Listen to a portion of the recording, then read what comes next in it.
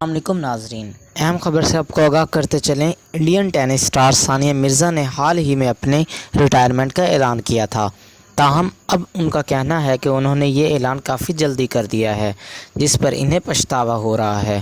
Press ٹراف of India کے مطابق سونی sports net work پر ثانیہ مرزا سے سوال کیا گیا کہ آیا ٹینس اور دوروں کے حوالے سے ان کا نقطہ نظر بدل گیا ہے، کیونکہ یہ ان کا آخری سیزن ہے۔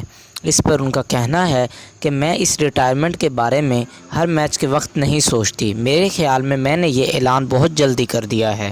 مجھے اس کا پچھتاوا ہے، کیونکہ مجھ سے اس وقت اسی بارے میں سوال پوچھے جا رہے تھے۔ حیدرآباد سے تعلق رکھنے والی کھلاڑی کا کہنا تھا کہ وہ میچ جیتنے کے لیے ٹینس کھیلتی ہیں۔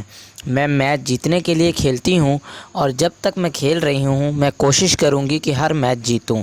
یہ ریٹائرمنٹ ہر وقت میرے ذہن پر سوار نہیں ہوتی۔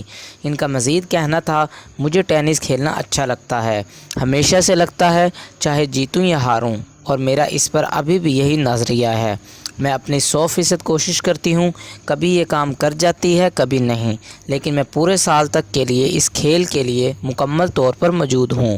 میں واقعی یہ نہیں سوچنا چاہتی کہ سال کے آخر میں کیا ہوگا۔